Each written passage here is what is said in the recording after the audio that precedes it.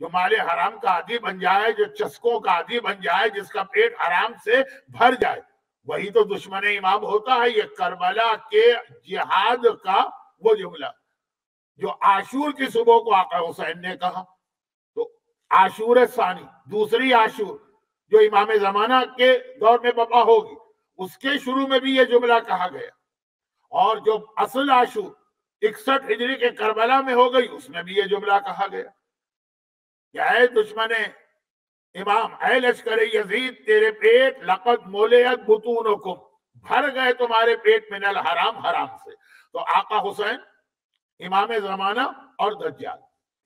اچھا، چھوٹی سی ایک بات اس لیے عرض کر دوں کہ آج 7 محرم کی مجلس ہو گئی اور موضوع کا ایک حصہ تو شروع بھی نہیں ہو پایا، تو چھوٹی سی بات کہ یہ جو لاک ڈاؤن کا مسئلہ، پھر کرفیو کا مسئلہ، مجالس کے ٹائمنگ، جو مجلس میں 1.5 گھنٹے کی پڑھتا ہوں اسے مختصر کر کے 45 منٹ، جس کی وجہ سے تھوڑا سا میرا اصل سبجیکٹ یا ٹاپک متاثر ہو گیا۔ چنانچہ جو ابھی 3 باتوں میں آخری بات تھی دجال والی، وہ اب اس اشرے میں نہیں آ سکے گی، اور اگر مجھے 40 کے موقع پہ گفتگو کا موقع ملا تو وہاں پہ وہ جا کے موضوع مکمل ہوگا۔ یہ صرف آدھے منٹ کا ایک جملے کا اعلان۔ واپس آئیے، تو کربلا کا جہاد ہو کہ امام زمانہ کا جہاد ہو، معصوم کی جانب سے اپنے سپاہیوں سے وعدہ لینا ہو یا دشمن کی جانب سے اپنی فوج کو بڑھانا ہو، یہ بہت اہم ایک مسئلہ تھا۔ اور اس سے پہلے کہ اب اس حوالے سے جو بات کرنا ہے وہ آپ کے سامنے پیش کروں، ایک چیز آپ کو اور یاد دلا دوں۔ آج ہے 7 محرم، اور 7 محرم کا دن وہ ہے کہ جب حسین کے گھر والوں اور حسین کے بچوں پر پانی بند کیا گیا۔ آج سے پیاس کا آغاز ہوا ہے۔ کربلا کے ان مجاہدین کا ایک بہت بڑا امتحان پروردگار نے لیا ہے، اس کا آغاز آج سے ہوا ہے۔ تاریخوں میں لکھا ہے کہ جو رات گزر گئی، کل کی رات جب ہم نے جناب علی اکبر کا تابوت اٹھایا تھا، لیکن جو رات گزری شب 7 محرم، حبیب ابن مظاہر جو کربلا آ چکے تھے، آقا حسین سے کہتے ہیں کہ اسی کربلا کے میدان میں قریب تھوڑے فاصلے پر بنی اسد کا ایک چھوٹا سا قبیلہ رہتا ہے۔ بنی اسد ایک بہت بڑا قبیلہ، پھر اس کے اندر چھوٹے چھوٹے خاندان ہوتے ہیں۔ کہا کہ بنی اسد کا ایک چھوٹا قبیلہ رہتا ہے، مولا مجھے اجازت دیجیے کہ میں جا کر ان کو آپ کی مدد کے لیے لے کے آؤں۔ اب کوفے سے تو کسی کا آنا ممکن نہیں ہے، ہر طرف کے راستے بند ہو چکے ہیں، ان کو لے کے آتا ہوں۔ آقا نے اجازت دی۔ حبیب ابن مظاہر 7 محرم کی شب کو، اسلامی حساب سے 7 کی شب یعنی جو گزر گئی، گئے اپنے قبیلوں والوں سے بات کی۔ چھوٹا سا قبیلہ تھا، وہ آ بھی رہا تھا آقا حسین کی مدد کے لیے۔ جب دریائے فرات تک پہنچے تو ہمارے ساتھ کی فوج نے دیکھ لیا، حملہ کیا، وہاں پہ ایک چھوٹی سی جھڑپ ہوئی۔ کربلا کا اصلی جہاد جو آقا حسین کی قیادت میں ہوا، یہ اس سے پہلے کی ایک چھوٹی سی جنگ ہے، اور اس کے نتیجے میں اب کہا یہ 30,000 کا ہمارے ساتھ کا لشکر، اور کہا وہ ایک چھوٹا سا خاندان، وہ بہرحال واپس چلے گئے، ان کو آگے آنے کا موقع نہیں ملا۔ اور حبیب ابن مظاہر نے جا کر امام مظلوم کو کیفیت بتائی کہ میں تو ان کو مدد کے لیے لا رہا تھا، لیکن یہ مسئلہ پیش آ گیا۔ صبح کا وقت ہوا، اب یہ تو رات کا اندھیرا ہے نا، اور پرانا زمانہ ہے، رات کا اندھیرا۔ آج تو رات کو بھی لائٹنگ کا ہر انتظام ہوتا ہے، اس وقت تو نہیں تھے۔ جب صبح ہو تو عمر سعد ابھی اپنے سپاہیوں سے ایک بات کر رہا کہ کوفے سے ابن زیاد کا لیٹر بھی آ گیا۔ عمر سعد بات یہ کر رہا ہے کہ یہ جو ادھر سے یہ قبیلہ آیا ہے، یہ راستہ کھلا، ہمیں اس راستے پہ پہرا بٹھا دینا ہے تاکہ یہاں سے بھی کوئی مدد نہ آنے پائے۔ اور یہ راستہ کون سا ہے؟ فرات کی طرف سے آ رہا۔ اور ادھر ابن زیاد کا خط آیا کہ اے عمر سعد، تو کربلا پہنچ چکا ہے، اب میں تجھے حکم دیتا ہوں کہ حسین اور حسین کے گھر والوں پر پانی بند کر دے اور اس پہ پہرا لگا دے کہ پانی کا قطرہ نہ لینے پائے۔ تو رات کو ایک جو جھڑپ ہوئی تھی، جس کی وجہ سے عمر سعد وہاں ویسے ہی فوجیں مقرر کرنے والا تھا، اور ادھر خط آ گیا۔ اور عجیب جملہ تھا اس خط کے اندر. گھر کے مجالس میں آپ سنتے ہیں، لیکن جب اتنی بات میں نے کہہ دی تو وہ آدھا منٹ کا جملہ بھی کہہ دوں کہ حللتہ علی اہل الیہود والنصارى وحرمتہ علی اہل بیت علیہ وعلی اہل بیت. اس فرات کے پانی کو میں نے حلال کیا یہودیوں اور عیسائیوں پر، اور اس کو میں نے حرام کیا ہے حسین اور حسین کے گھر والوں پر. یہ لکھ رہا ہے باقاعدہ کہ یہودی کو اجازت ہے، عیسائیوں کو اجازت ہے، میں پرمیشن دیتا ہوں، لیکن خبردار حرمتہ، میں نے حرام کیا ہے اس فرات کے پانی کو علیہ حسین پر وعلی اہل بیت ہی، اور حسین کے گھر والوں پر. چنانچہ ابن زیاد کے حکم کے بعد عمر سعد نے 500 سپاہی، 500، خود حسین کے پورے قافلے کی تعداد 70-80، 500 سپاہی خالی پانی روکنے کے لیے مقرر کیے گئے عمر ابن حجاج کی قیادت میں. وہ آج 7 محرم کا دن شروع ہوتے ہیں، اور اب یہ پہلا دن گزر رہا. آپ کے بچے، آپ، میں، ہمارے گھر کی قابل احترام خواتین پیٹ بھرا ہے، پیاسے ہیں تو جا کے پانی پی کے آتے ہیں، سیراب ہیں، لیکن اصغر کی پیاس شروع ہو گئی، سکینہ کی پیاس شروع ہو گئی ہے، حسین کے گھرانے کی پیاس شروع ہو گئی ہے، اور اس پیاس سے میرا موضوع آگے بڑھا. کل رات کو بھی جو بات میں نے کہی تھی اور جو ابھی بات کہی کہ پیغام دے دیا کہ کربلا والے وہ ہیں جو دین خدا کی خاطر اپنے اور اپنے آپ کو اور اپنے بچوں کو پیاسا رکھنے کو تیار، اور تم سے اگر کہا جائے صرف اتنا کہ مال حرام سے اپنے آپ کو بچاؤ، اس پہ راضی نہیں ہو رہے. فَيَا لَيْتَنِي كُنْتُ مَعَكُمْ فَأَفُوزَ مَعَكُمْ، مولا کاش میں آپ کے ساتھ کربلا میں ہوتا تو میں بھی اسی جہاد میں حصہ لیتا. تم حسین کے ساتھ ہوتے تو آج سے پیاسے ہوتے تم بھی اور تمہارے بچے بھی. اور امام زمانہ شرط لگائیں گے. میں بہت ہی مختصر ایک جملہ اس لیے کہہ دوں کہ یہ واقعہ ہمارے یہاں مشہور ہے، اور شرط لگانے کی ایک وجہ یہ کہ امام زمانہ کے سامنے پاسٹ ہسٹری، نعوذ باللہ، امام کے لیے یہ جملہ کہنا توہین. ہم اور آپ ہیں جو ہسٹری دیکھتے ہیں تو ہم کو ایک ایکسپیرینس ملتا ہے تو ہم وہ مسٹیک ریپیٹ نہیں کرتے. علم امامت تو بہت بلند ہے، لیکن ظاہری اعتبار سے کہہ رہا کہ جنگ احد جیسے عظیم جہاد میں رسول اللہ ہیں، مولا علی ہیں، علی سے بڑا اور کون سا مجاہد چاہیے؟ لیکن مسلمان شکست کھانے لگے اسی مال کی وجہ. تو یہ جبکہ وہ مال حلال تھا تو یہ مال حرام، یہ پابندی آئی. کل میں نے حدیثیں پڑھی کہ مومن کی پہچان یہ بتائی گئی. اب ایک آخری بات اس حوالے سے کہہ کے اس مسئلے کے ایک اور پہلو پہ روشنی ڈالنا. اللہ کا رسول شہر مدینہ سے گزر رہا، اور اکیلے تو نہیں ہیں، اصحاب رسول ساتھ ہیں. کچھ بچے کھیل رہے ہیں، ان میں سے ایک بچے نے، بہت چھوٹا بھی نہیں، 3 سال 4 سال کا بچہ، جسے بعض اوقات بعض والدین پیار و محبت میں گالیاں سکھاتے ہیں. اتنا چھوٹا بچہ ہوتا ہے نا تو اس کے منہ سے گالیاں بھی بھلی لگتی ہیں. پتہ ان کو نہیں پتا ہوتا کہ بعد میں کیا ہونے والا. یہ بچہ اتنا چھوٹا بھی نہیں ہوگا، تقریباً کوئی 10-11 سال کا، لیکن ہے نابالغ، جس پر کوئی حکم خدا نہیں آتا. وہ پیغمبر کو دیکھتا ہے، پیغمبر کی شان میں گستاخی کرتا ہے اور ایسے ایسے جملے کہتا کہ اصحاب رسول تو برداشت نہ کر سکے. بچہ ہوگا لیکن ہمارے سامنے پیغمبر کی شان میں گستاخی. اس نے دیکھا کہ لوگ مجھے پکڑنے آ رہے ہیں، وہ بھاگا. لوگ اس کے پیچھے بھاگ رہے ہیں، پیغمبر نے روک دیا. کہاں جا رہے؟ کہا یا رسول اللہ یہ مدینہ ہے، مکہ نہیں ہے. مکہ تھا کہ جہاں ابو جہل، ابو لہب، ولید، عتبہ، شیبہ ان کی حکومت تھی، اور آپ کی شان میں کوئی گستاخی کرتا تھا تو ہم مجبور ہو جاتے تھے. یہ تو ہمارا شہر ہے، یہاں ہمارے پاس حکومت ہے، ہمارے سامنے کوئی آپ کی شان میں گستاخی کرے ہم برداشت نہیں کر سکتے. پیغمبر نے کہا بچے کا قصور نہیں ہے، اس کے باپ کا قصور. اچھا اس کے باپ کو لوگ جانتے ہیں. حیران ہوگا کہ یا رسول اللہ وہ تو آپ سے اتنی محبت کرتا، آپ کے نام میں وہ اپنی جان قربان کر دے. پیغمبر نے کہا لیکن قصور باپ کا ہے. چلو میں ابھی بتاتا ہوں. اس کے گھر پہنچے، اس کو تو یقین بھی نہیں آیا. اللہ میں اتنا خوش قسمت کہ اللہ کا رسول چل کے میرے گھر میں آ رہا. گھبرا گیا، اس کی سمجھ میں نہیں آ رہا کیسے پیغمبر کو ویلکم کروں. لیکن دیکھا کہ مجمع جو ہے نا بالکل خاموش سناٹے کے عالم میں ہے. اس کی خوشی ذرا کم ہوئی تو اندازہ ہو گیا کہ کوئی غلط بات ہوئی.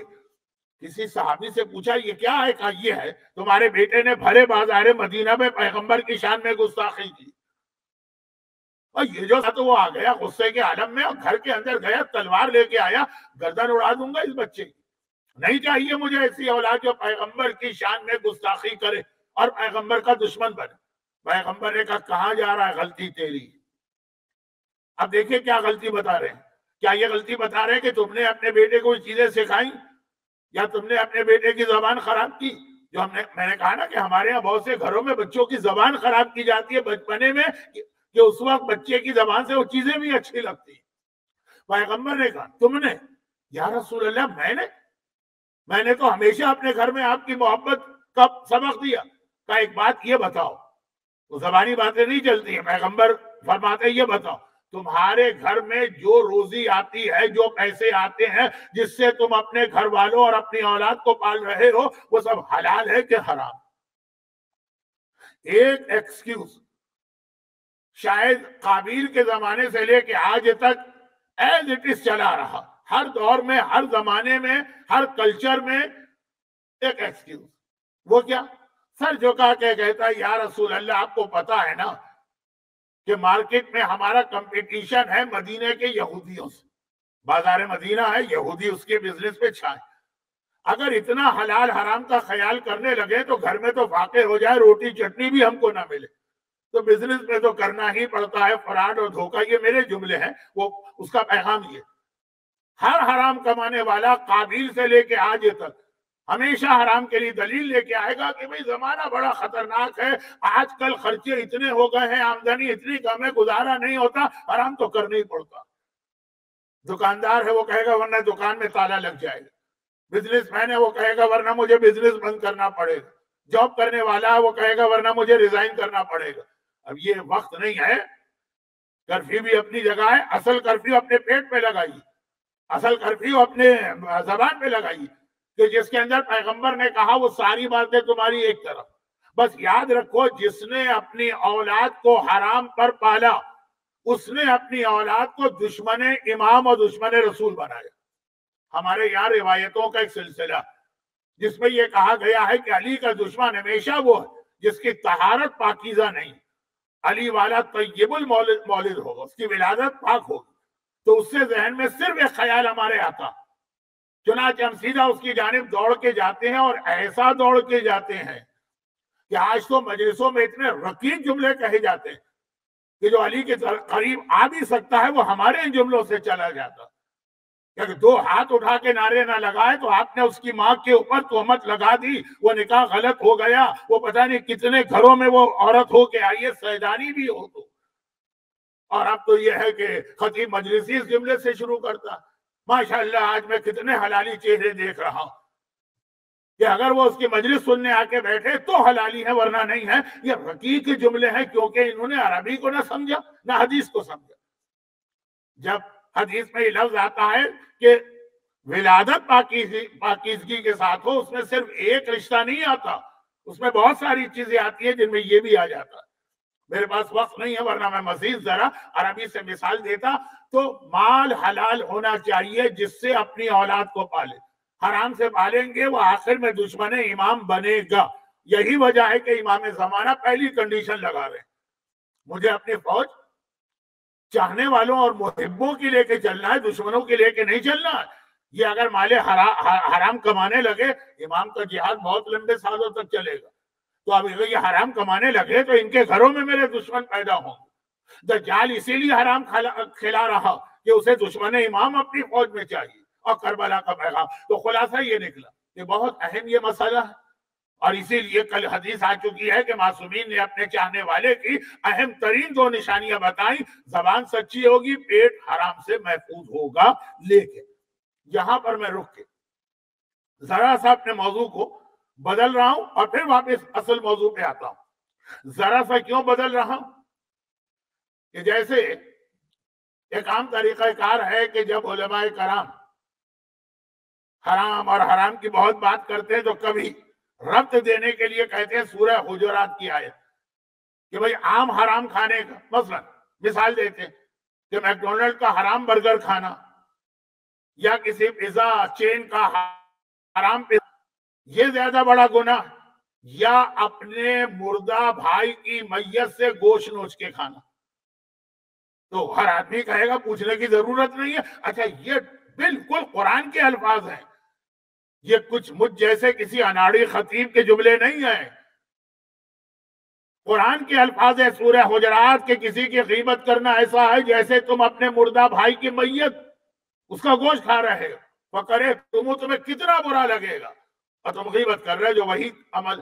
قرآن کے الفاظ بہت ہی سوفسٹیکیٹڈ اور بہت ہی فلٹرڈ الفاظ ہوتے ہیں، فصیح و بلیغ الفاظ ہوتے ہیں. قرآن نے یہ کہا تو یہ علماء اکثر کہتے ہیں، یہ میرا آج کا موضوع نہیں، لیکن میں بتا رہا ہوں کہ کبھی اس انداز سے کسی حرام کی خرابی کو بتایا جاتا.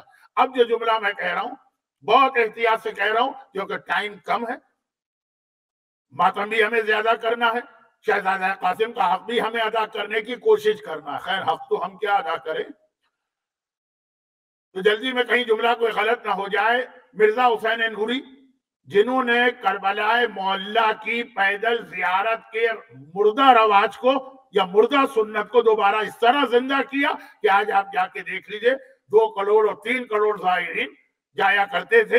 ابھی کووڈ کا مسئلہ اپنی جگہ کتنے دنوں کا ہے، پھر اس سے زیادہ زائرین جائیں گے. تو یہ مرزا حسین نوری بہت پرانے عالم نہیں، 120 سال پہلے ان کا انتقال ہوا.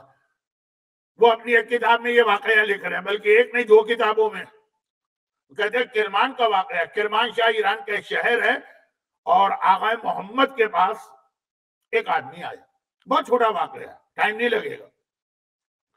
میرا اندازہ ہے کہ یہ آغا محمد جو ہے یہ شیخ نہیں، یہ آغا باقر وحید مہربانی کے جو بیٹے ہیں، یہ ان کا ذکر ہے. کیونکہ جب آپ تو یہ دیں گے نا تو اب جتنے بڑا عالم ہوگا جواب کی اہمیت ہوگی. اور آغا وحید مہربانی کس شخصیت کا میں نے نام لے دیا، زبان پہ بارے خدا یہ کس کا نام آیا کہ نفس میں بوسے، تو وہ جو ہے نا کہ اتنی عظیم شخصیت.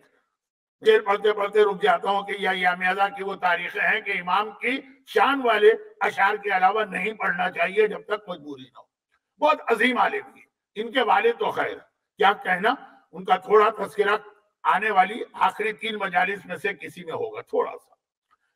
اور آنے کے بعد کہا کہ میں نے خواب دیکھا ہے، اور آپ اس خواب کی تعبیر بتائیے، انٹرپریٹیشن. ہمارے عالم کا دکان یہی رہ گیا، استخارہ دیکھے اور خواب دیکھے اور اچھی تاریخ کون سی ہے شادی کرنے کے لیے وہ یہ دیکھے، واجب کیا ہے، حرام کیا ہے، مسائل کیا ہے، عقیدہ کیا ہے، یہ کچھ نہیں.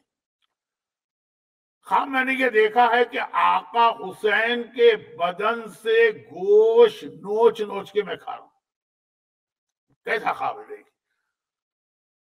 وہ آقا محمد یعنی مرضی اپنے زمانے میں سر جھکا دیا، نہیں جانتے کون آدمی. پھر سر اٹھا کے کہا کہ یہ بتا کہ ایسا تو نہیں ہے کہ تو ذاکری کرتا ہے اور مجلسیں پڑھتا. کیونکہ کہا کہ ہاں لیکن آپ کو کیسے پتا چلا؟ کہا تیرا خواب بتا رہا ہے کہ تو مجالس میں غلط روایتیں پڑھتا ہے، جھوٹی روایتیں پڑھتا ہے یا توہین والی روایتیں پڑھتا ہے، آج سے یہ روایتیں بند کر دے. اس نے ذاکری چھوڑ دی کہ بھائی میرے پاس اتنی معلومات تو ہے نہیں کہ میں فیصلہ کر سکوں صحیح کیا غلط کیا، لیکن باقاعدہ یہ آدمی کو ہلا دینے والا واقعہ ہے. تو اب رزق حرام کھانا وہ اپنی جگہ اتنا بڑا گناہ ہے، تو کوئی آقا حسین کے بدن کا گوشت نوچ کے کھائے. ہمارے یہاں آج کل 2 چیزیں ایسی آ گئی کہ جس کی وجہ سے یہ سلسلہ بہت بڑھ رہا ہے. نمبر 1 ویورز، سبسکرائبر، لائک یہ زیادہ ہونے چاہیے. باقاعدہ اب اس کی ایک کمپٹیشن کی ایسی فضا بن گئی کہ اب اس کو ہیلدی کمپٹیشن بھی نہیں کہہ سکتے، جس ہیلدی کمپٹیشن کو اسلام پسند کرتا، لیکن یہ وہ بھی نہیں. اور اب اس کی خاطر ہر ایسے آدمی کو جس کے دل میں یہ جذبہ ہے، اچھے لوگ بھی ہیں نا، دنیا چل رہی ہے، عذاب خدا نہیں آ رہا ہے، وجود امام زمانہ کی وجہ سے، اور امام زمانہ ان اچھے مومنین کی وجہ سے پردہ غیبت میں ہے کہ یہ بچا رہے ہیں میرے چاہنے والوں کو. لیکن ایک عام سا ماحول بنا کہ اب لائک، سبسکرائبر، ویوز اور کیا کیا چیزیں ہیں مجھے تو پتہ ہی نہیں نا، کیونکہ کبھی میری توجہ اس پہ نہیں ہوئی. اس کی وجہ سے اب ہر ایک کو کوئی نئی بات پڑھنا، اگر وہی بات پڑھے جو سب پڑھ رہے ہیں تو کون اس کی مجلس کو لائک کرے گا، یا کون اس کی مجلس کے ویورز میں جائے گا، یا کون سبسکرائب کرے گا؟ یہ بڑھ جائیں اس چکر میں ایک نئی بات کہنا، تو بعض اوقات تو نئی بات نہیں کہہ پاتے ہیں تو کم از کم تھمبنیل اس کا نیا بنا دیتے ہیں، لیکن کچھ لوگ اس چکر، اب اس کے نتیجے واجبات میں بھی، حدیثوں میں بھی، اور تاریخ کے واقعات میں بھی، اور مصائب کے اندر بھی کچھ نہ کچھ تبدیلیاں کرنا۔ اور میں دیکھیں، میں کبھی بھی مصائب پر اس چیز کا قائل ہی نہیں رہا کہ آدمی ایسے ریسرچ کرے کہ یہ واقعہ غلط، وہ واقعہ جھوٹا، یہ مت پڑھو، وہ مت پڑھو۔ مجھے یاد ہے کہ جب پہلی مرتبہ پاکستان میں شہید مرتضیٰ مطہری کی کتاب چھپی تھی کربلا کی تاریخ کے واقعات پر، تو میں نے کھارادر محمدی ویلفیئر سوسائٹی پنجابی کلب میں 3 مسلسل مجلسیں پڑھی تھی کہ بہرحال وہ ایک عالم ہوں گے، بہت بڑے عالم، لیکن ہم تقلید تو جن کی کرتے ہیں وہ کیا فرماتے ہیں ان روایتوں کے بارے میں۔ مرحوم آیت اللہ خوئی اور مرحوم امام خمینی کی تقلید کراچی والے کرتے تھے، ان کے سارے فتوے پڑھے، تب بہت سارے ذاکرین نے کہا تھا کہ مولانا اب سانس میں سانس آئی ہے کہ ہم کچھ پڑھ سکتے ہیں، تو میں تو کبھی اس کا قائل نہیں رہا۔ لیکن اگر بات بالکل نئی بنائی جائے یا توہین آمیز، بعض اوقات لوگ کہتے ہیں مولانا کیا مسائل انہوں نے پڑھے، ہم نے آج تک نہیں سنے۔ نہیں سنے ہوں گے کیونکہ یہ ہوئے ہی نہیں تھے کربلا میں، یہ تو کل ہی گھر میں بیٹھ کے بنائے گئے۔ اچھا، اس میں بھی حرج نہیں، مجتہدین کہتے ہیں کہ آپ مصائب بھی بنا سکتے ہیں اگر وہ خلاف عقل نہ ہو اور توہین اہل بیت نہ ہو۔ لیکن جناب قاسم کی شہادت کے حوالے سے اب سلسلے کو اتنا بڑھا دیا گیا ہے، میں اصل موضوع سے ہٹا بھی نہیں ہوں اور مجھ کو اصل موضوع پر آنا بھی ہے، تو بہت مختصر کہ بات کہیں سے کہیں جناب قاسم کا لاشا پامال ہوا، طے شدہ بات۔ اور میں جب کبھی بھی جناب قاسم کے مصائب پڑھتا ہوں، اپنے استاد اور مرحوم علامہ طالب جوہری صاحب کے والد مرحوم مصطفیٰ جوہر کا ایک جملہ پڑھتا ہوں کہ نہیں پڑھتا ہوں ہمیشہ، تو قائل ہے، ہر آدمی اس کا قائل ہے، لاشا پامال ہو۔ لیکن اب لاشے پامال کے مسئلے کو اتنا بڑھا دیا گیا کہ امام لاشا نہیں لائے، گٹری اس طرح سے لائے کہ قاسم کے بدن کے ٹکڑے تھے۔ کنسپٹ یہ دیا جاتا کہ جناب قاسم کا لاشا پامال کا مطلب ہے ان کے جسم کا ایک ایک ٹکڑا الگ ہو گئے۔ نعوذ باللہ، ایسا توہین آمیز یہ تصور ہے، صرف لفظ گٹری کی وجہ سے۔ تمام تاریخوں میں یہ۔ اچھا، میں بتا دوں کہ بعض علماء کا یہ کہنا ہے کہ جناب قاسم کا لاشا بھی پامال نہیں ہوا، روایت کو غلط سمجھا گیا، میں اس کو مانتا ہی نہیں، ہوا پامال لاشا۔ لیکن تاریخ میں ہے کہ آقا حسین جب اٹھا کے لائے تو قاسم کے لاشے کے پیر زمین پہ لکیر بنا رہے، وہ پامالی تھے۔ 13 برس کا بچہ، اس کا لاشا اتنا لمبا نہیں ہوتا جب تک کہ وہ پامال نہ ہو، پامال ہونے سے لاشا لمبا ہوتا ہے، لیکن وہ الگ چیز۔ اب بدن کے باقاعدہ ہر ٹکڑے کو الگ الگ کرنا، یہ گٹھری اس طرح سے کہ جیسے نعوذ باللہ ہم اور آپ سامان کی گٹھری بناتے ہیں کہ ایک چادر پھیلائی، اس پہ گھر کا سامان جمع کیا، اس کو ایک مرتبہ سمیٹا، گرا لگائی اور اٹھا کے لے چلے۔ یہ تصور جناب قاسم کے مصائب کے حوالے سے توہین ہے، اور یہ ابھی چند سالوں میں بنا۔ گٹھری کا لفظ تھا، لیکن گٹھری کا لفظ وہ لوگ جانتے ہیں جنہوں نے کراچی میں ان میتوں کو غسل دیا جو بم کے دھماکے کے نتیجے میں کتنی شہادتیں ہوئی تھی۔ بعض اوقات لاشا اتنا خراب ہو جاتا ہے کہ اٹھاتے ہوئے ڈر لگتا ہے کہ ٹوٹ نہ جائے، تو چادر یا اسٹریچر کے مدد سے لے جاتے ہیں، لیکن وہ نہیں تھی گٹھری جس طرح نعوذ باللہ سامان کی گٹھری باندھی جاتی۔ اور یہاں پہ وہی بات ہے، اب جو بات میں کہنے جا رہا ہوں یہ اور خطرناک ہے۔ میں اپنے دشمنوں کی تعداد میں اضافہ نہیں کر رہا ہوں، بلکہ اتنا زیادہ ان کو ملٹیپلائی کر رہا ہوں، لیکن یہ چیز بیان کرنا کہ مصائب جناب قاسم لاشے کی پامالی بالکل حق، یہاں تک ٹھیک، مگر یہ توہین والا پہلو جو آ رہا، اور اس کے اندر ایک بہت بڑا دخل اس بات کا کہ ہمارے یہاں اسلام کی اہم عبادتوں میں سے ایک عبادت کو، جو عبادت ہے عقیدت والی، اس کو عقیدہ بنا لیا گیا۔ اچھا، وہ بھی کوئی 50 سال پہلے تک تو ٹھیک ہوتا، آج نہیں۔ وہ کیا ہے؟ شاعری مدحت اہل بیت، امام کا غم، مرثیہ، یہ افضل ترین عبادتوں میں ایک عبادت ہے، لیکن یہ عقیدت ہے، کیونکہ شاعری کی زبان نثر کی زبان سے مختلف ہوتی ہے۔ اس کے الفاظ کو اس طرح نہیں ہم نثر میں بیان کر سکتے. اگر امام خمینی نے کہا کہ میں چشم نرگس کا بیمار ہوں تو یہ مطلب اس کا یہ نہیں ہے کہ وہ بیمار ہے مثلا. لیکن میں مجلس میں پڑھوں کہ بھائی میں کل بیمار تھا یا آج کل میں بیمار ہوں تو اس کا یہی مطلب ہے کہ میں بیمار ہوں. تو شاعری الگ چیز ہے اور خطابت یعنی نثر کا بیان الگ چیز. ہمارے یہاں دونوں کو مکس اپ کر دیا گیا. اچھا پہلے زمانے کے شاعر جوہر صاحب قبلہ کے پاس میں دیکھتا تھا کہ راجے کے شاعر آ کے کلام چیک کراتے تھے کہ دیکھ لیجئے اس میں کوئی خلاف دین بات تو نہیں آ گئی. ہم عالم تو ہے نہیں. اب شاعری میں جو کہا جاتا ہے اس کو ہم نے عقیدہ بنا لیا. قرآن رہ گیا, حدیث رہ گئی, فلاں شاعر نے یہ کہا, وہ بھی آج کے زمانے کا شاعر. تو اس کی وجہ سے خرابی آ گئی, کیونکہ میں نے پوچھ لیا ایک شاعر سے کہ جی یہ جو آپ نے نوحے میں, بہت پرانی بات ہے لیکن جتنا میں پرانا ہوں اس سے زیادہ پرانی تو نہیں ہے, اور جیسا میں نے کہا گٹری صحیح ہے. پھر وہ تصور کہ کپڑے کی گٹری اس طرح بنائی گئی جیسے سامان, یہ جو لفظ ہے یہ کہاں سے آیا؟ جی وہ ہم نے تو فلاں ذاکر سے سنا. وہ ذاکر کے پاس گئے, آپ پڑھتے ہیں یہ گٹری یہ کہاں سے آئی؟ اس نے کہا وہ فلاں کے نوحے میں نے سنا. یہ کہہ رہا ہے میں نے اس سے سنا, وہ کہہ رہا ہے میں نے اس سے سنا, وہ کہہ رہا ہے میں نے اس لیے کہا کہ اس نے روایت پڑھی. اس نے کہا میں نے روایت اس لیے پڑھی کہ اس نے نوحے میں کہا ہے تو روایت ہوگی. یہ بڑی بڑی عبادت ہے. نہ ان عبادتوں کا ثواب کم کرنا مقصد ہے, نہ اس کا مذاق اڑانا مقصد. بتانا یہ ہے کہ چونکہ اب اسی کو ہم لوگ اپنا عقیدہ بنا رہے ہیں, شاعری عقیدت ہے, عقیدت رکھیے. اور پہلے زمانے میں شاعری یہی کرتے تھے, وہ عقیدت سے پڑھتے تھے اور عقیدت ہی کا تقاضا مجمع سے بھی کرتے تھے. یہاں پہ روک کے ایک بات آخری کہہ دوں, آقا حسین کے بدن کا گوشت نوچ کے کوئی نہ کھائے بس. لیکن یہ آخری بات کہہ دوں, اس میں ایک پیغام بھی, اور پیغام یہ ہے کہ شاعری جو ہے نا یہ بہت بڑی طاقت ہے, یعنی خطابت سے بڑی طاقت. جو خطیب, میں خود جانتا ہوں اس بات کو, میں خطیب نہیں ہوں لیکن جانتا ہوں, 1 گھنٹے کی مجلس میں بات کہتا ہوں, اگر کوئی اچھا شاعر اور سمجھدار شاعر وہ ایک شعر میں وہ پورا پیغام دے دے. واقعاً جو مولا کی بھی حدیث ہے بلکہ رسول کی حدیث, ان من البیان للسحرۃ, شاعری کے اندر ایک جادو ہے, واقعاً بہت بڑی طاقت. اور اس طاقت کو دین کے پروموشن کے لیے استعمال کرنا چاہیے, اور استعمال کیا ہمارے بزرگوں نے. وہ فرزدق سے لے کے میر انیس و میر دبیر تک بہت بڑی طاقت.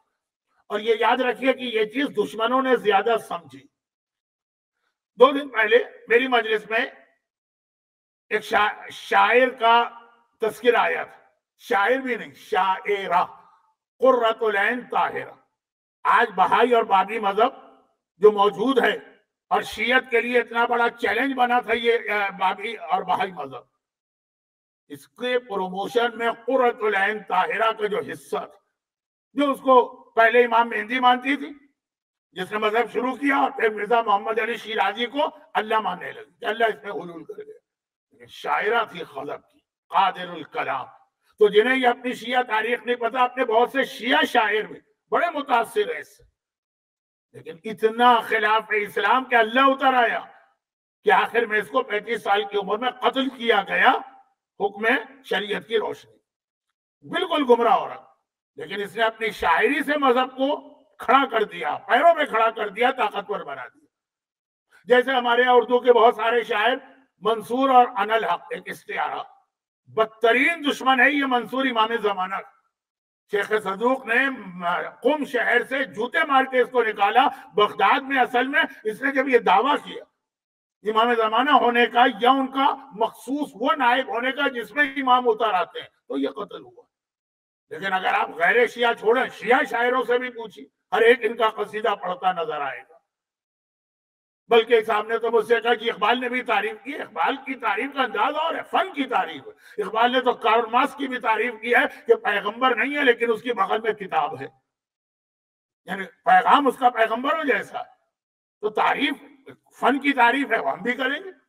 حافظ شیرازی وہ عظیم فارسی کا شاعر ہے جس کے دیوان سے لوگ, ایران کے لوگ فال نکالتے ہیں, قرآن کے استخارے سے زیادہ اہمیت دیتے ہیں. وہ دیوان کا پہلا شعر یزید کا شعر, کہ یزید جو تھا بہرحال شاعر تو تھا نا, مانا ہوا شاعر تھا, یہی تو اس کے مشغلے تھے جس کی بنا پہ اس کے خلاف اپرائزنگ ہوئی. تو یہ جو ہمارے قوم کے شاعر ہیں تو پہلے تو یہ کہ اپنا ذرا تاریخ پڑھ لیجئے، قرۃ العین طاہرہ جس نے بہائی مذہب کو زندگی دی، یا منصور جس نے امام زمانہ کی غیبت کے اندر اتنا فتنہ و فساد برپا کیا، یہ کون لوگ ہیں؟ اور اس طاقت کو استعمال کریں، کیونکہ اسلام ہر ایک سے یہ تقاضا کرتا ہے تم جہاں بیٹھے ہو تمہیں دین کی کوئی نہ کوئی خدمت کرنا۔ لیکن اب ہو کیا رہا؟ اب ہو یہ رہا ہے کہ دین کی خدمت اس کا نام ہے، سبسکرائبر کتنے ہیں، ویورز کتنے ہیں، لائک کتنے ہیں، جس کے نتیجے میں ہر شخص آگے بڑھ کے ہر مسئلے پہ بولنے کو تیار ہے، اور جو اصل دین سمجھنا ہے وہ کوئی تیار نہیں۔ مال حرام بدترین گناہ، لیکن ہمارے یہاں مال حرام کا کنسپٹ بھی، اب میں بات کر رہا ہوں ان لوگوں سے جو میری مجلس سن لیتے ہیں، میں کیا اس کی تعریف کروں اپنے مجمع کی، جو سن لیتے ہیں تو لوگ کہیں گے کہ واہ جو سنتا ہے تو آپ اس کو اتنی تعریف کریں، لیکن ذرا سے مذہبی لوگ، متقی لوگ، نمازی لوگ، واجبات و حرام کا احساس رکھنے والے لوگ، ان لوگوں کی میں بات کروں تو اب جب یہ بات کی جاتی ہے مال حلال، مال حرام، مال حلال، تو ان کے ذہن میں چند مخصوص چیزیں آ جاتی ہیں، اور وہ مطمئن ہو جاتے ہیں کہ ہم اس سے بچے ہوئے، بھائی ہم شراب نہیں بیچتے، یا ہم سود کے کاروبار میں حصہ نہیں لیتے، یا ہم کیسینوں میں جا کے پیسے نہیں کماتے، یا ہم کسی کے مال کی چوری نہیں کرتے، ڈاکہ نہیں ڈالتے، چلے ہم خمس بھی ریگولر دیتے ہیں، ٹھیک ہے، ساری چیزیں اچھی، لیکن لا علمی کی وجہ سے، اب حدیث سن لیجیے تاکہ میرا موضوع جو چل رہا ہے وہ بھی آگے بڑھتا رہے۔ کہا آخری زمانے میں ظہور امام سے کچھ پہلے کی نشانی یہ کہ انسان حلال کا 1 درہم کمانا چاہے گا، نہیں کما پائے گا، حرام نہیں چاہیے، خود 70 درہم اس کے گھر میں داخل ہو جائیں گے، حرام نہیں چاہیے، لیکن ایسا اکنامیکل سسٹم ہوگا کہ حرام آ ہی جائے گا۔ تو کثرت کے ساتھ جو گناہ آخری زمانے میں ہوگا وہ ہے حرام کا گناہ، اور اس میں لا علمی۔ اچھا، حرام وہ چیز ہے کہ اگر آپ لا علمی میں بھی کھائیں گے یا استعمال کریں گے تو آپ گناہگار تو نہیں ہوں گے کیونکہ لا علم، لیکن اس کے اثرات تو ہوں گے۔ جو وہ بچہ جو پیغمبر کا دشمن بنا ہے تو اثرات تو ہوں گے نا۔ حرام جو ہے وہ زہر کی طرح کی چیز، کہ اگر آپ کو پتا نہ تب بھی اثرات ہوتے ہیں۔ اب سنیے چھوٹی سی بات، مولا متقیان کی سیرت کا، ولایت علی کا ایک اہم پہلو یہ کہ مولا نے اس طرح سے نظام مملکت چلایا اور اس طرح سے امت کی رہبری کی کہ جو علی کو ولی نہیں مانتے تھے وہ بھی ان مسائل میں آ کے محتاج ہوتے تھے۔ تو اس میں ایک بہت اہم لیکن انٹرسٹنگ، بعض چیزیں اہم ہوتی ہیں لیکن سننے والوں کو بہت ڈرائی لگتی ہیں۔ نعوذ باللہ میں توہین نہیں کر رہا، نہج البلاغہ کے توحید کے خطبات مومنین کہتے ہیں، ہمت کر کے شروع کرتے ہیں، 2 لائنوں کے بعد تیسری لائن پڑھی نہیں جاتی، کیونکہ توحید سے زیادہ اہم موضوع کیا، لیکن بعض چیزیں اہم بھی ہیں اور انٹرسٹنگ بھی۔ مولا نے کس طرح سے نظام مملکت چلایا۔ اچھا، ایک بات میں بتا دوں، میں نے پہلی یا دوسری مجلس میں کہا کہ میرے مولا کو 3.5 سال، یہ 4.5 سال ظاہری حکومت ملی، اور اس میں علی نے توہین کا لفظ تو نہیں اور ایک سیمپل پیش کیا کہ کیسی ہوتی ہے حکومت امام، تاکہ جو امام زمانہ کی حکومت کے لیے تڑپ رہے ہو دیکھ لیں کہ یہ حکومت ہوگی۔ ایسا نہیں ہو کہ وہ غلط فہمی میں سمجھ کچھ اور رہے ہوں اور امام زمانہ کوئی اور نظام لے کے آ جائے۔ تو ایک سیمپل تھا وہ علی کی 4.5 سال کی حکومت۔ لیکن اس سے بھی پہلے رسول اللہ کی اپنی زندگی 6 مہینے کے لیے میرے مولا کو یمن کا گورنر بنا کے بھیجا گیا، اور علی کی زندگی کا یہ حصہ بہت اہم ہے۔ شاید یہ جملہ آپ نے کئی بار سنا ہو، کیونکہ غدیر کے واقعے کے حوالے سے کہا جاتا ہے نا کہ جب رسول اللہ نے آخری حج کیا تو پنجتن میں سے 4 معصوم مدینے سے آئے تھے، مولا مدینے سے نہیں آئے تھے، مدینے میں تھے ہی نہیں، وہ یمن میں تھے، اور یمن اور مدینہ بالکل ڈیفرنٹ ڈائریکشن میں، یمن ہے نارتھ میں، یمن ہے ساؤتھ میں، مدینہ ہے نارتھ میں، اور مکہ بیچ میں۔ تو علی وہاں سے آئے تھے 6 مہینے کے بعد۔ 6 مہینے جو علی نے حکومت کی صحیح معنوں میں وہ ہے امام زمانہ کی حکومت کا ایک چھوٹا سا سیمپل۔ یہ لفظ مجھے اچھا نہیں لگ رہا ہے، کچھ تجارتی لفظ لگ رہا ہے، نمونہ۔ اور یہاں پہ مختصر جو بات مجھے عرض کرنا ہے، پہلا دن جو اچھا علی سے پہلے خالد ابن ولید کو گورنر بنا کے بھیجا گیا. وہ جتنے عرصے رہے ناکام رہے, ایک کو مسلمان نہیں کر سکے. مجبور ہو کے واپس آئے, یا رسول اللہ, اور یمن کے لوگ تو ٹس سے بس نہیں ہو رہے, اور میرا مولا گورنر بن کے گیا. تو پہلے دن, ایک دن میں, یمن کا ایک بہت مشہور قبیلہ ہمدان, اس سے تعلق رکھنے والے ہمدانی کہلاتے ہیں. جتنے ہمدانی ہیں یہ سب یمن کے لوگ. یمن علاقے کا نام ہے, ہمدان وہاں کے خاندان کا نام. ایک دن میں میرے مولا نے, صرف ایک دن میں, پورے قبیلہ ہمدان کو نہ صرف یہ کہ مسلمان کیا, بلکہ اتنا پکا مولائی کیا کہ وہاں سے لے کے آج کے دن تک واقعاً جس قبیلے نے کبھی علی کی محبت کو نہیں چھوڑا وہ یمن کا ہمدانی قبیلہ. خاص طور پر جنگ صفین میں ہمدانی قبیلے کے کارنامے سنیے, مولا کے لشکر ترے. لیکن اس کے بعد پھر مولا نے 6 مہینے میں پورے یمن کو مسلمان کر دیا. اس میں ایک بات کہنا چاہ رہا ہوں, آخری زمانے میں امام زمانہ کی مدد کے لیے سب سے بڑی فوج یمن سے آئی. یہی وجہ ہے کہ ہمارے بزرگ علماء اپنی زندگی کے آخری سالوں کہیں کے بھی ہوں, جب یہ سٹیزن شپ اور پاسپورٹ کا مسئلہ نہیں تھا, وہ جا کے یمن میں زندگی کے آخری سال گزارتے کہ وہیں سے امام آئیں گے. اگر ہم وہیں مر جائیں, ہماری قبر وہاں بنے, تو امام کے آنے کے بعد مردوں کو بھی تو قبر سے بلایا جائے گا, اس لشکر میں شامل ہو جائے. سب سے بڑی فوج ہے امام زمان, اور سب سے سنسیئر فوج, بڑی بھی ہے, وفادار بھی ہے, وہ یمن کی. یمن کو شیعہ مولا نے خود کیا, کسی مبلغ وغیرہ کو نہیں بھیجا. اور ایک سے ایک نام ہے یمن کے لوگوں میں. ہمارے یاسر بھی یمن کے ہیں, وہ مقداد جن کا تذکرہ 2 دن آیا وہ بھی یمن کے ہیں, مالک اشتر یہ بھی یمن کے ہیں. علی کا ٹاپ جو شیعہ چاہنے اصحاب ہیں وہ یمن کے. یمن میں مولا کے بہت دلچسپ واقعات, اس میں ایک یہ واقعہ جس کو میں کل رات کی مجلس جہاں پہنچی تھی اس سے رب دوں گا, مال حرام. بہت مشہور واقعہ ہے, لیکن اب علی کی حکومت. یمن میں شیر آ گیا, کوئی جنگل کا کوئی شیر تھا, اس کو پکڑنا ہے تو پرانے زمانے کی ٹیکنیک سے زمین میں گڑھا کھودا گیا, اور پھر شیر کو ہانکا کر کے ادھر لائے. وہ شیر جو تھا وہ گڑھے میں گر گئے. میں یہ صرف بتا رہا ہوں کہ اسلام کے فقہ کا یہ ایک بہت اہم چیپٹر, یہ خالی مجتہدین اور مراجع اور فقہ اسلامی تو فتح العوام کا نام نہیں ہے کہ وضو کیا ہے, غسل کیا ہے, نجاست کیا تھا, یہ بھی بہت اہم, لیکن مکمل فقہ اسلامی پڑھی. شیر گر گئے گڑھے میں. اب جب شیر گر گیا, شور ہو گئے, شیر پکڑا گیا, شیر پکڑا گیا, شیر پکڑا گیا. کیا ہوتا ہے, ہیومن نیچر تو ہمیشہ ایک, لوگ آنے لگے, سب کو دیکھنا ہے اس شیر کو, سب قریب آنے لگے. آج ضرورت نہیں تھی, آپ گھر میں بیٹھے ہوتے, وہ سارے چینل اپنے کیمرے لے کے پہنچ جاتے, وہ کیا بڑی بڑی وین جو ہوتی ہے, اور وہ آپ کو گھر بیٹھے دکھاتے, لیکن وہاں تو خود دیکھنا.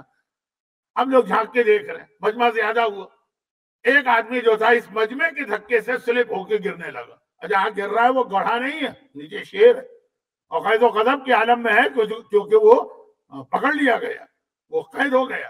وہ گرنے والا کیا کرتا ہے, ادھر ادھر ہاتھ مارتا ہے. اس نے ہاتھ مارا تو قریب کھڑے ہوئے ایک آدمی کا کرتا اس کے ہاتھ میں آ گیا. لیکن اب جب یہ گر رہا ہے تو بجائے اس کے کہ وہ اس کو سہارا دے, اچانک کرتا ہاتھ میں آ گیا, وہ بھی گرنے لگا. اس نے بھی ہاتھ مارے تو اس کے ہاتھ میں تیسرے کا کرتا آ گیا, وہ بھی گرنے لگا, اور اس کے ہاتھ میں چوتھے کا. چاروں گڑھے میں گر گئے. تو شیر کے لیے تو آج دعوت ہو گئی ایک بہت بڑی. چنانچہ اس نے ان چاروں کو زخمی کیا, ایک تو وہیں مر گیا, پھر جب نکالا گیا باقی 3 کو وہ بھی مر گئے. اب ہو گیا جھگڑا اور ہنگامہ. چاروں جو تھے ان کے 4 قبیلے تھے, ہر قبیلے والا لڑنے مرنے کو تیار ہے. کہ ہمارے قبیلے کے آدمی کو تمہارے قبیلے کے آدمی نے مار دیا, بھائی وہ گر رہا تھا, خود گر جاتا, ہمارے آدمی کو لے کے کیوں گرا. اب ایک بہت ہنگامہ. وہ جب غصہ آتا ہے آدمی کا تو کچھ نہیں دیکھتا. مولا یمن کے گورنر بن کے ابھی ابھی آئے. یہاں سے فقہ اسلامی کا ایک بہت اہم چیپٹر شروع ہوا. ہاں یہ وقت چلے خیر, کچھ نہ آج رہ گیا تو کل صحیح. مولا نے دیکھا, کہا کہ جھگڑے کی کوئی بات نہیں, یہ سارا کا سارا بائی مسٹیک ہوا ہے. کسی نے جان بوجھ کے کسی کو قتل نہیں کیا.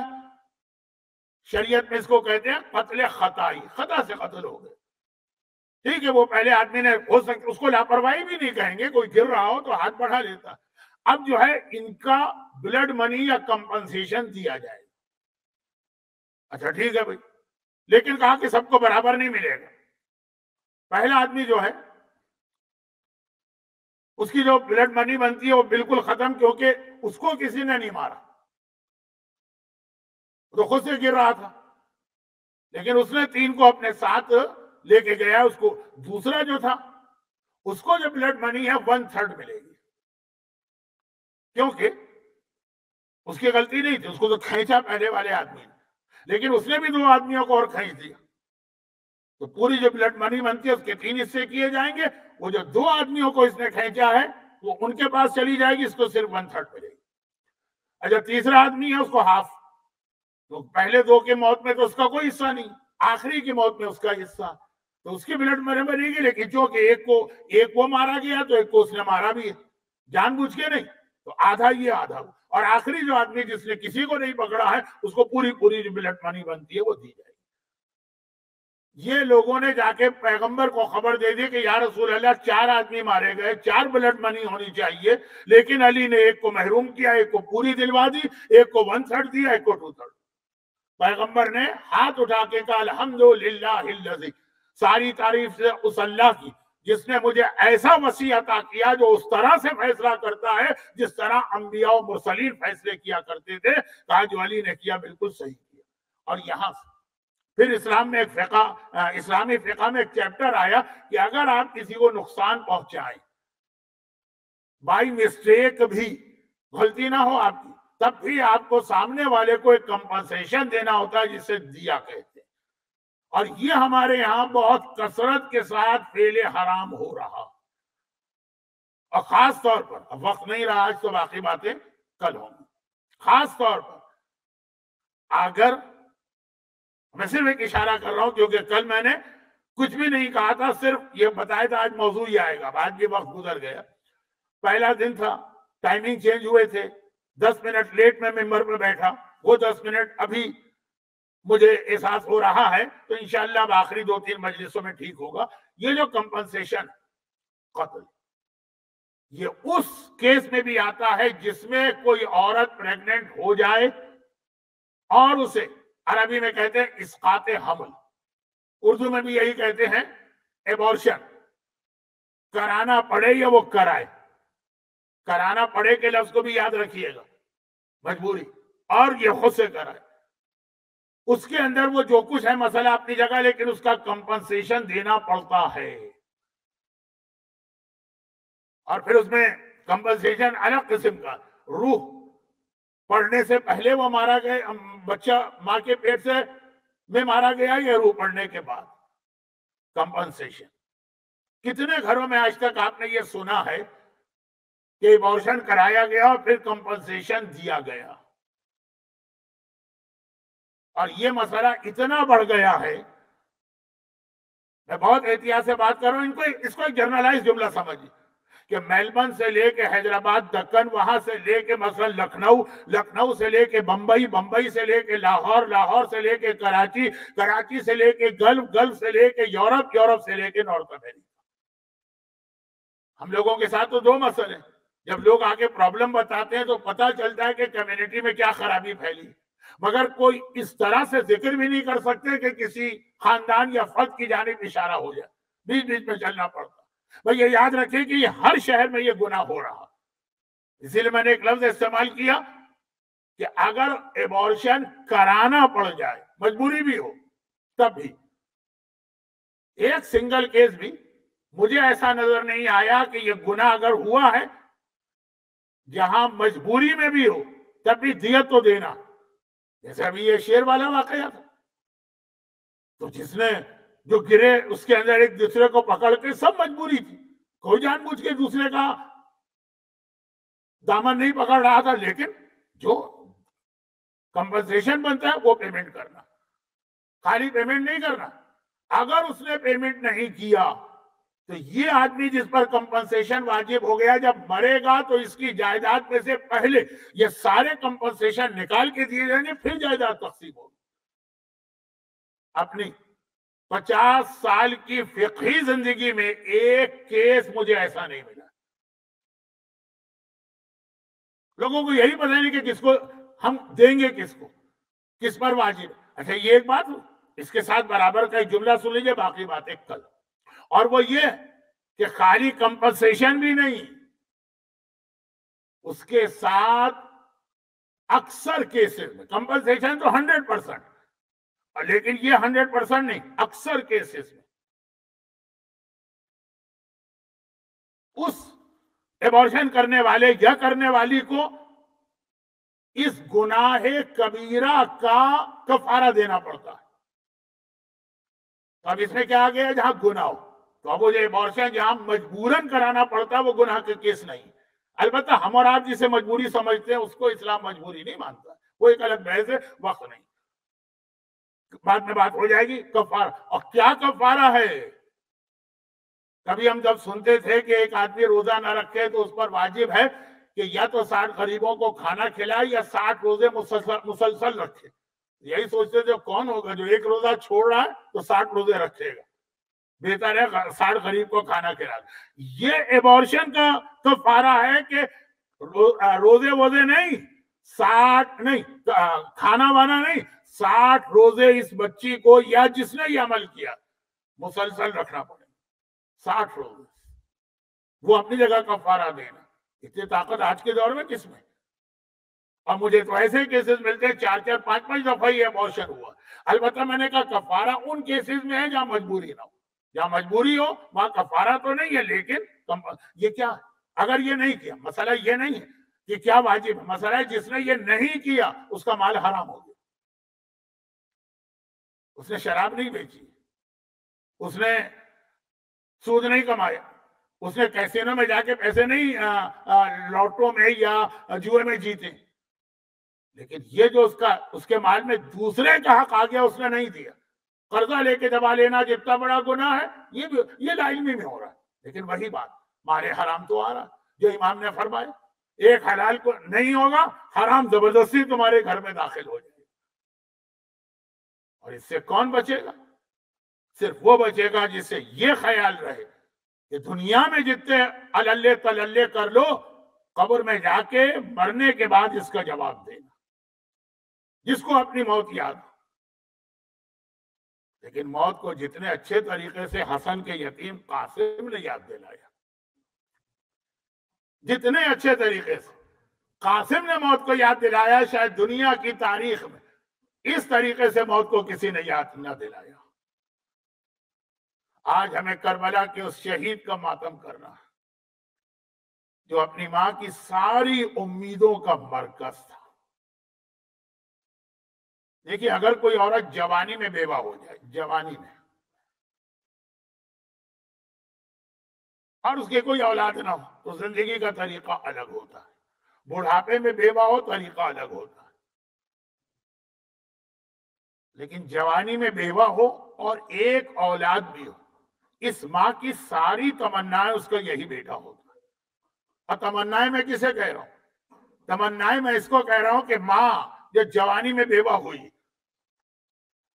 اس نے دوسرے الفاظ میں کہی کہ شادی کا ابھی صحیح معنوں میں کوئی سکھ بھی نہیں پایا، لیکن وہ اپنے اس بیٹے کو دیکھتی ہے اور اس کو دیکھ دیکھ کے جیتی ہے، اور سوچتی ہے کہ وہ وقت آئے گا کہ جب جوان ہوگا میں اس کی شادی کروں گی، اس کے سر پہ صحرا سجاؤں گی، اس کے لیے دلہن لے کے آؤں گی اور زندگی بھر کی کلفتیں اور تکلیفیں بھول جاؤں گی۔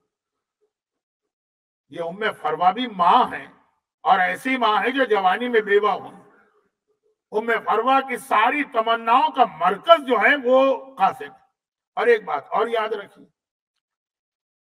اہل بیت کے گھرانے میں ام فروا کی اس مظلومیت کی وجہ سے، یعنی لیلا تھی، کربلا تک سہاگ سلامت تھا نا، بیٹا جوان ہو گیا اس وقت تک سہاگ سلامت، رباب ہے سہاگ سلامت ہے نا۔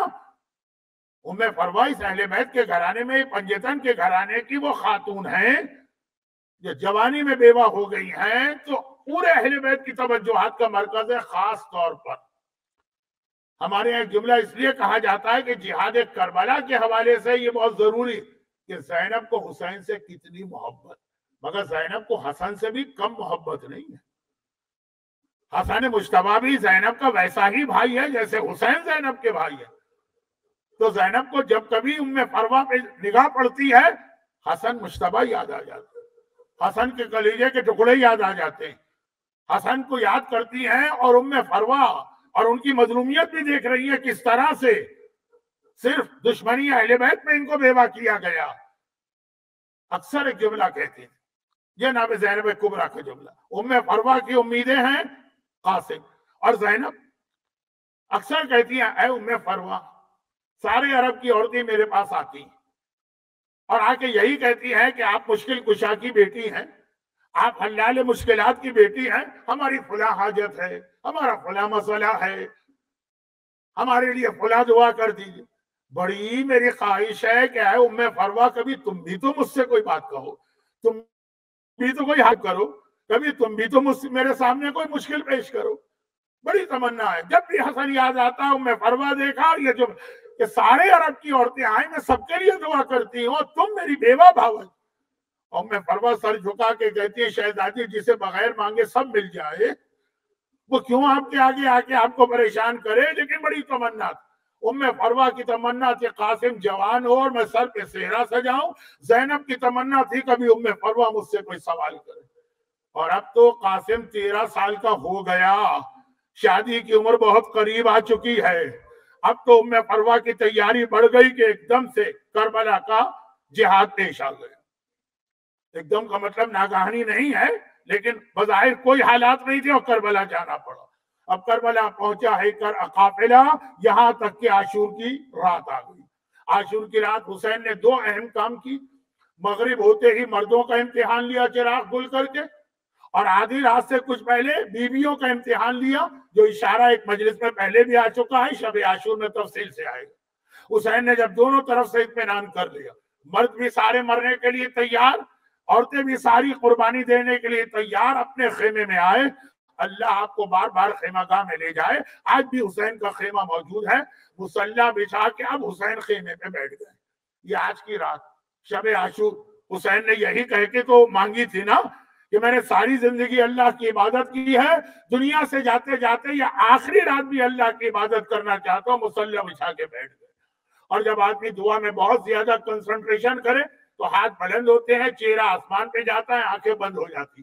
ایک دم حسین کو لگا کہ کوئی میرے پہلو میں آ کے بیٹھا. یہ آدھی رات سے زیادہ کا وقت گزر گیا، ہر ایک اپنے خیمے میں ہے. یہ کون ہے؟ آقا نے آنکھیں کھول کے دیکھا تو کیا دیکھا؟ میرا یتیم بھتیجا 13 برس کا قاسم میرے پہلو میں بیٹھا. بس ایک بار قاسم کو دیکھا. میں نے کہا نا زینب کو بھی حسن سے اتنی محبت ہے جتنی حسین سے، اور حسین کو بھی حسن سے اتنی محبت ہے. اپنا یتیم بھتیجا دیکھا. ایک مرتبہ کہا قاسم بیٹا یہ کربلا کا جنگل، چاروں طرف اندھیرا، چاروں طرف سناٹا، چاروں طرف خاموشی. تیری ماں خیمے میں اکیلے رہ گئی ہوگی. دن کا وقت ہوتا تو اور بات تھی، رات کا وقت ہے، ماں کو چھوڑ کے یہاں کیوں آ گیا؟ جا کے اپنی ماں کے پاس بیٹھ.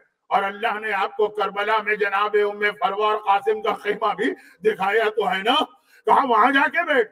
قاسم نے ہاتھ جوڑے اور کہا چچا میں خود سے نہیں آیا ہوں، میری اماں ہی نے تو مجھے آپ کے پاس بھجوایا ہے اور ایک سوال دے کے بھجوایا ہے. میری ماں مجھ سے تھوڑی دیر پہلے کہنے لگی قاسم بیٹا تو یقیناً حسن کا لال تو ہے، لیکن میں نے تجھے دودھ پلایا ہے، ایسا نہ ہو کل کے جہاد میں تو بچہ ہے ڈر جائے اور دشمن کا لشکر کہے حسن کا بیٹا تو نہ ڈرتا، یہ ام فروہ کے دودھ کی خرابی ہے، بس مجھے ایک اطمینان دلوا دے. قاسم سے کہہ رہی ایک امتحان دلوا، ایک اطمینان دلوا دے. آقا سے جا کے اتنا پوچھ لے کہ کل کے مرنے والوں میں تیرا نام شامل ہے کہ شامل نہیں ہے. اللہ 13 برس کا بچہ جس کے سہارے ماں نے ساری زندگی گزاری ہے اور تڑپ کے کہہ رہی ہے کہ بیٹا بھئی یہ تصدیق کرا دے کہ کل کے شہیدوں میں تیرا نام ہے کہ نہیں. اماں نے بھیجا چچا بس بتا دیجئے کیا جواب. حسین نے کوئی جواب نہ دیا. قاسم کو گلے سے لگایا، قاسم کے بدن کو سونگنے لگے. سونگتے جاتے ہیں ایک ہی جملہ کہتے ہیں قاسم بیٹا تیرے بدن سے مجھے بھائی حسن کی خوشبو آ رہی ہے. کاش میرا بھائی حسن آج ہوتا اور دیکھتا کربلا میں اس کا حسین کس امتحان میں ہے. لیکن قاسم کو تو بے چینی ہے نا، دوبارہ سوال دوہرایا. جب تیسری بار بھی کوئی جواب نہ ملا بلکہ حسین رکے. کہا قاسم بار بار 3 بار مرنے موت کی بات کر رہا، کیفا اندکل موت، موت ہے کیسی تیری نگاہ میں؟ پتا بھی ہے موت کسے کہتے ہیں؟ 13 برس کا ہاشمی شیر خدا کا پوتا سینہ تان کے کہتا ہے چچا احلى من العسل، شہد سے زیادہ میٹھی اور خوشگوار ہے، لیکن آپ نے بتایا نہیں میرا نام ہے کہ نہیں۔ حسین پھر خاموش۔ اب قاسم سمجھ گئے، ایک مرتبہ سر جھکا کے کہا چچا ایسا لگ رہا ہے کہ کل کے شہیدوں میں میرا نام نہیں ہے، میں بڑا بدقسمت رہوں گا۔ اب حسین کو پیار آ گیا، قاسم تو اپنے لیے پوچھتا، ارے کل کے شہیدوں میں تو اصغر کا نام بھی شامل ہے۔ ہاشمی شیر کو جلال آ گیا، چچا کیا یہ بے حیا فوج ہمارے خیموں میں آ جائے گی کہ اصغر کے گہوارے تک پہنچ جائے گی؟ حسین کیسے جواب دیں؟ قاسم فوج یہاں نہیں آئے گی، تیرا چچا اصغر کو لے کے وہاں جائے گا۔ اور اگلی صبح ہو گئی، صبح سے لے کے دوپہر تک جب وہ قاسم خیموں میں جائے، ام فروہ ایک سوال کرے، قاسم بیٹا اب تک زندہ ہے؟ قاسم بیٹا اب تک زندہ ہے؟ آج آپ کو کربلا کے شہید کا ماتم کرنا، جس کی بیوہ ماں ساری زندگی کی تمنا کو دیکھ کے کہتی ہے اب تک زندہ۔ آخر وہ وقت آ گیا کہ اب جو قاسم خیمے میں آیا تو ام فروہ نے انتہائی ناراضگی کے عالم میں منہ پھیر لیا۔ کیوں؟ جب اون و محمد کے لاشیں آ گئے، بس اب جو قاسم آئے، فروہ نے ایک مرتبہ کہا قاسم بیٹا تو نے مجھے میری شہزادی کے سامنے شرمندہ کر دیا، میری شہزادی کا اون مارا گیا، میری شہزادی کا محمد مارا گیا، میرا قاسم اب تک زندہ ہے، ارے میرا سر جھکا دیا۔ قاسم نے ہاتھ جوڑے، اماں کسی سے پوچھ لے، صبح سے ہر بار چچا کے پاس جاتا ہوں، چچا اب تو مجھے جانے دیجئے، اور بار بار میرا چچا مجھے روک دیتا، ہر بار کہتا ہے قاسم تو میرے بھائی حسن کی نشانی، تجھے کیسے جانے دوں؟ ایک بار چچا سے اجازت دلوا دیجئے، پھر دیکھیے گا آپ کا قاسم کیسا جہاد کرتا۔ ام فروہ نے سنا آقا اجازت نہیں دے رہے۔ ایک بات یاد آ گئی، قاسم جب تیرے بابا کا آخری وقت تھا تو مجھے ایک تعویذ دے کے کہا تھا، فروہ جب میرے قاسم پہ بڑی مصیبت پڑے تو یہ تعویذ کھول کے دیکھ لینا۔ اے اولاد والوں، بڑی مصیبت کسے کہتے ہیں؟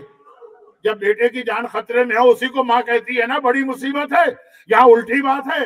فروہ کے بیٹے کی جان محفوظ ہے اور فروہ کہتی ہے اس سے بڑی مصیبت کیا ہے؟ ایک بار تعویذ کھولا، لکھا تھا کہ قاسم بیٹا کربلا میں نہ ہوں گا، جب میرے بھائی حسین پہ وقت آئے میری جانب سے اپنی جان بھیا حسین پہ قربان کرنا۔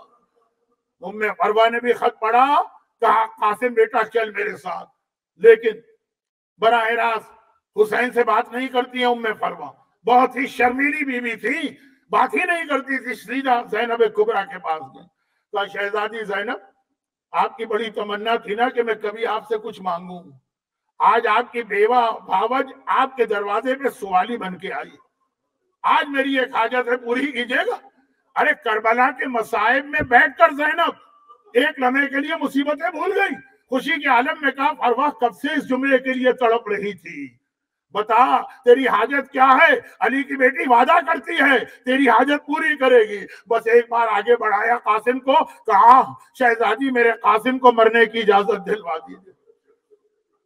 زینب کو تو حسن ہر وقت یاد ہے، سر سے پیر تک دیکھا۔ ام فروہ نے دیکھا کہ زینب ذرا سا ہیزیٹیٹ ہیں، تعویذ آگے بڑھا دیا۔ زینب نے کہا فضہ، اما فضہ میرے بھائی کو بلا کے لاؤ۔ حسین آئے، زینب بہن کیا بات ہے؟ کہا کہ ایک سوال آج علی کی بیٹی تجھ سے کر رہی ہے، اور وہ یہ کہ میرے قاسم کو مقتل میں مرنے کی اجازت دے دے۔ حسین نے کہا زینب یہ تم کہہ رہی ہو؟ کیا بھیا حسن کو بھول گئی؟ زینب نے کہا بھیا کیا کروں، ام فروہ سے زندگی بھر میں نے ایک وعدہ کیا تھا، آج ام فروہ نے یہ حاجت پیش کی ہے اور یہ خط ہے۔ حسین نے حسن کا خط پڑھا، آنکھوں میں آنسو آ گئے، ایک بار کہا بیٹا قاسم اچھا اب تیری خواہش پوری ہو رہی ہے، یہ تو باقاعدہ مقتل میں روک لیا۔ ام فروہ نے روک لیا، کہا نہیں قاسم بیٹا ابھی نہ جا، اپنے خیمے میں گئی، وہی خیمہ جو کربلا میں آج بھی موجود ہے، خیمے میں گئی، امام حسن کا امامہ لے کے آئیں، کہا بھائی آقا یہ امامہ اپنے ہاتھ سے میرے قاسم کو پہنے، 13 برس کا ہے لیکن حسن کی نشانی بن کے جائے گا، کربلا کا واحد شہید ہے۔ واحد شہید ہے کہ روایت میں جملہ آیا کہ امامہ بڑا تھا، قاسم چھوٹے تھے، آدھا امامہ سر پہ آ گیا، باقی آدھا امامہ حسین نے قاسم کے بدن پہ اس طرح سے لٹکایا جیسے کفنی پہنائی جاتی ہے، جیسے کفن پہنایا جاتا ہے، اور پھر قاسم چلے مقتل کی جانب۔ کیونکہ کرفیو کا وقت ہے تو میں بات کو مختصر کر رہا ہوں، خود ابھی میرا دل نہیں بھرا رونے سے۔ قاسم مقتل کی جانب چلے، 13 برس کا قاسم ہے، شامی پہلوان، 7 بیٹے یکے بعد دیگرے آتے ہیں اور قاسم ایک ایک کر کے سب کو واصل جہنم کرتے ہیں۔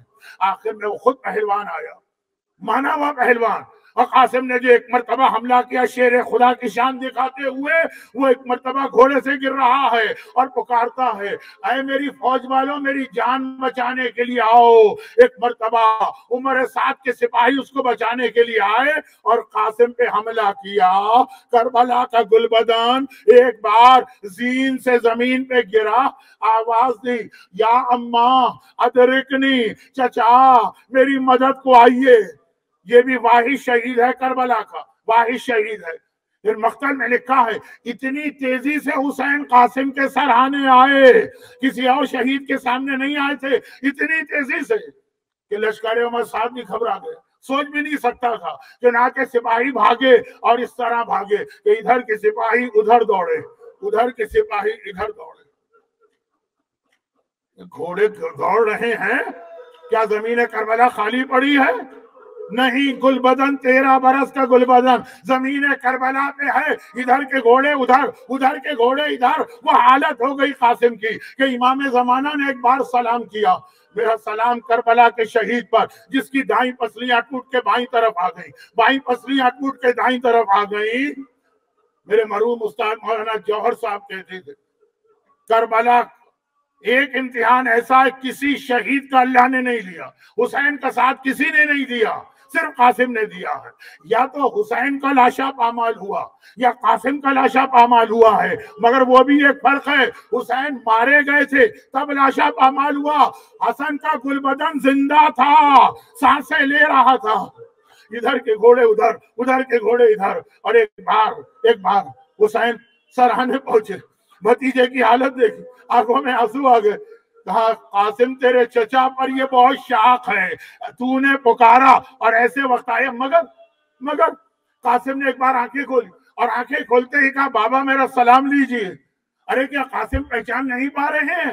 حسین آئے ہیں، بابا کہہ کے سلام کیوں کر رہے؟ وجہ یہ ہے ادھر قاسم گھوڑے سے گرے، ادھر جنت البقیع سے حسن مجتبیٰ نکلے، تیزی سے کربلا آئے۔ قاسم بیٹا گھبرانا نہیں، تیرا باپ تیری مدد کے لیے آ رہا ہے، اور دونوں ایک ساتھ قاسم کے سرہانے پہنچے۔ قاسم کا بدن پامال، آقا نے ابا بچھائی، قاسم کو ابا پہ لٹایا، اٹھا کے لے چلے، سینے سے لگا کے پیر زمین پہ لکیریں بنا رہے، اور ادھر حسین خیمے کے دروازے پہ پہنچے ہیں، خیمے میں داخل نہیں ہو رہے، بہت دیر ہو گئی، بیویاں انتظار کر رہی ہیں، زینب گھبرا کے باہر آئیں اور ایک مرتبہ کا بھیا قاسم کا لاشا اتنی دیر سے کیوں آ رہا ہے؟ حسین نے کہا یہ جو ابا ہے اس میں قاسم کا لاشا ہے، لیکن ذرا آہستہ بولو کہیں ام فروا نہ سن لے، کیونکہ اس وقت اس بیٹے کی حالت ایسی نہیں ہے کہ کوئی ماں اپنے بیٹے کی حالت دیکھے۔ بھئی یہ جملہ ام فروا نے سن لیا، ایک بار وہ بھی باہر نکل کے آئی، آقا ذرا دکھاؤ تو میرا قاسم کیسا ہے۔ اب جو آبا ہٹائی، ماں نے بیٹے کی حالت دیکھی، ایک عجیب جملہ کا آخری جملہ، زحمت تمام، ایک مرتبہ کا شہزادی زینب، شہزادی کلثوم، شہزادی رباب، اے لیلا ذرا آ کے مجھے مبارکباد دو، میری قربانی تو سب سے زیادہ قبول ہوئی ہے، ذرا آ کے دیکھو، ارے میرا گلبدن قاسم، آئے دل کا سہارا، قاسم کا ماتم۔